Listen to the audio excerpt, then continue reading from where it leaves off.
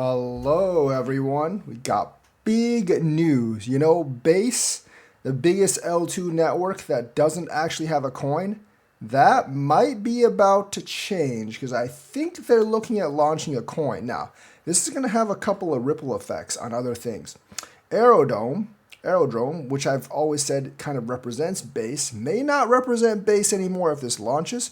Will that hurt Aerodrome? I personally don't really think so, but it could have some effects. And of course, you might be able to get in on this if you trade a lot on Base, because Coinbase may actually want to do an airdrop for this to get people involved, because many companies have actually done this in the past, obviously.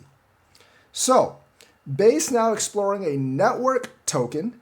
Base leaders are now weighing a token they once rejected. I think that's probably because of the new SEC leadership and that they won't get in trouble for doing it because these people are not anonymous, obviously. Signaling a pivot where Jesse Pollock floats incentives and Brian Armstrong keeps the brakes on finality. Base, the Ethereum Layer 2 network incubated by Coinbase, is shifting its stance on tokenization.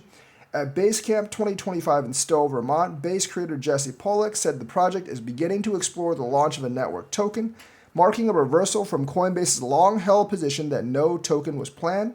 The exploration of a network token comes on the heels of Linea's token generation event last week, which saw Consensus Layer 2 network distribute more than 9.3 billion Linea tokens to eligible users. So essentially, they're seeing other people do this and they want a piece of the pie. No surprise there. The launch sparked speculation that Base could pursue a similar path, though Coinbase has stressed that no decisions have been made. Obviously, this is a big decision, but I think they'll do it. There's too much money involved of getting a coin out there. I don't see why they wouldn't do it. And, realistically, there's no reason not to do it now because the regulators aren't going to, penalize you or stop you because Gary Gensler is gone. So they're saying that it's in the early stages of exploration, which means it probably won't come until next year. They don't have any specifics on design, governance, or timing. That'll be interesting to actually come across. But I think it's more or less determined now that they're going to have a Base token. So Base is a bridge, not an island, he said during the live stream event, showing the network's vision for deeper connectivity within the Ethereum ecosystem. I'm guessing they're going to be wanting to be interoperable with all the other L2s. There's no definitive plans for the token. But it has shifted on a philosophical level. In other words, Gensler's gone. They see a lot of other tokens make a lot of money, and they want to raise cash. That's the philosophical debate, by the way. Brian Armstrong chipped in on this. We're exploring a Base network token. It could be a great tool for accelerating decentralization and expanding creator and developer growth in the ecosystem. That is 100% true. To be clear, there are no definitive plans. We're just updating our philosophy. As of right now, we're just exploring it. There is a video on Twitter on the Base network account if you are interested. Obviously, Base was launched in 2023, secure, low-cost, developer-friendly chain. And then Coinbase has argued that a token was not necessary to achieve these goals. And I think they've been planning for this ever since Donald Trump essentially got elected, but they can't obviously say that. However, with the network's recent milestones such as sub-cent transactions and growing developer ecosystem, leaders are saying they are rethinking their approach as Base positions itself to play a central role in the global on-chain economy. And they definitely will. Along with the token discussion, Base announced new initiatives at Basecamp. One update was the debut of an open-source bridge between Base and Solana, intended to allow seamless interoperability between ERC and SPL. That would be great. ERC, SPL, the two biggest ecosystems out there. I think that would probably favor SPL more than ERC. ERC has more money, and making it interoperable might actually cause a lot of that money to come over from ERC to SPL because Solana generally just works better than Ethereum. The bridge, now live on testnet, will allow users to move assets across chains, just deposit and use Sol and Base applications. So Base basically is wanting to become multi-chain, which is a very, very good idea for Base because there's no reason you wouldn't become multi-chain, especially if you want to grow your layer 2, and it would give them a huge advantage over the other layer 2s. And they're making also an everything app combining social networking, payments, trading, and app discovery. You're going to want that on as many networks as possible. According to the project, more than $500,000 in creator earnings have already been paid out through the platform. And their TVL is actually going up, which is another big boost for Solana. I think Solana is going to actually gain a lot of users over this. Base has 971,000 active addresses in 24 hours. But like I said, I do actually think Base is going to go multi-chain. They have a lot of things coming down the pipeline for Base, and I think this is generally a really good idea. We've been talking about this for a while, always wondering why Base never actually had a token. And I think it's mainly because of regulatory concerns. And Coinbase is not going to give up on the billions of dollars. Now, they might actually do an airdrop. And if they do, I'll essentially let you guys know, obviously. If they do an airdrop, it's either going to be like people who have used Coinbase a lot, trade on Coinbase, or people that have used Base Network a lot. Although Base has multiple dexes, so I'm not really sure how they're going to aggregate that specific volume.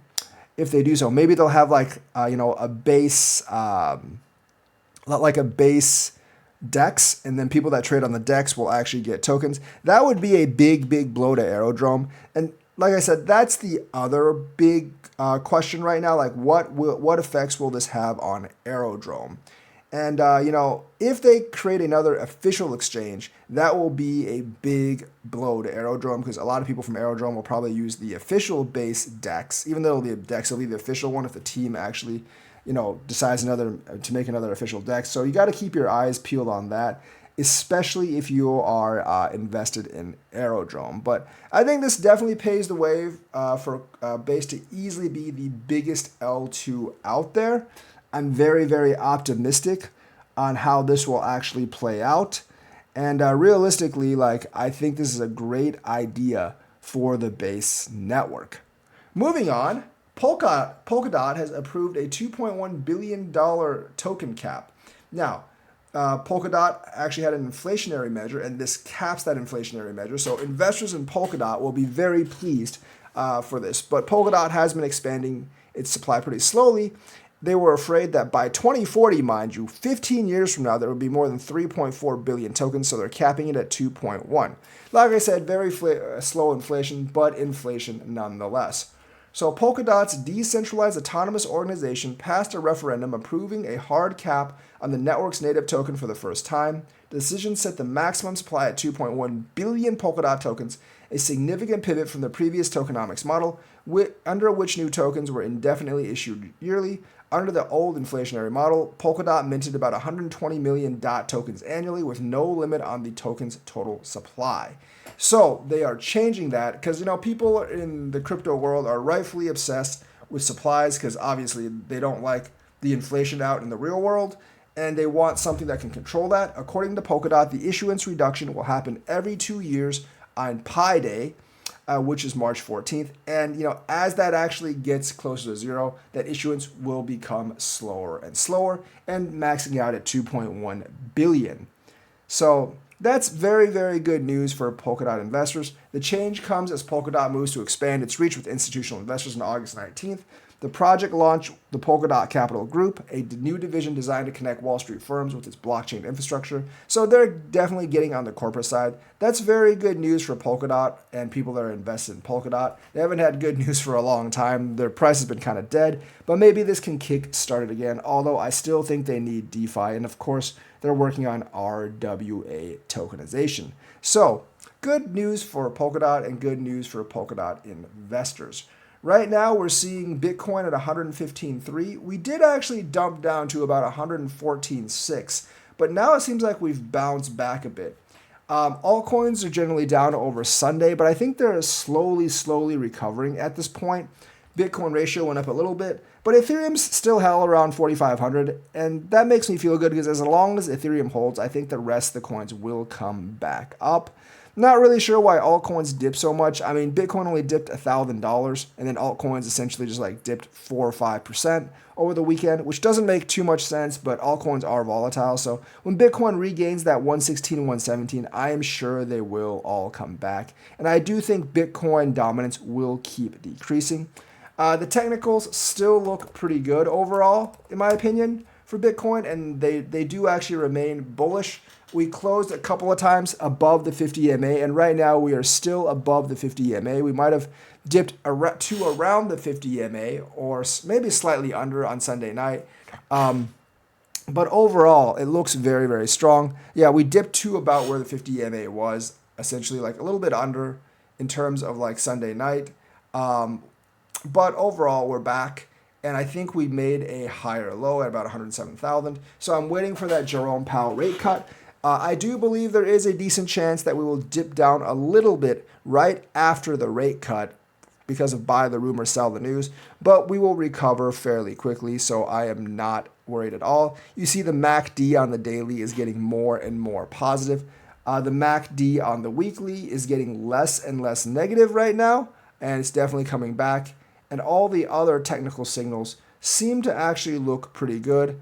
The 50 MA is slowly reversing, and that didn't happen last time until we were like about to recover in April. So if I look at it that way, I think we're going to recover from the dump to 106. And like obviously from 124 to 106, you're looking at about a 15% drop.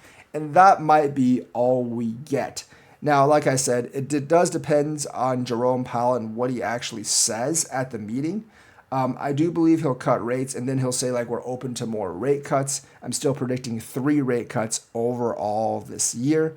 Anything else would actually be kind of a disappointment. Obviously, Trump is giving him pressure, but the numbers, especially in the labor market, also tell him to cut. Jerome Powell generally does work with the data, and the data is telling him to cut.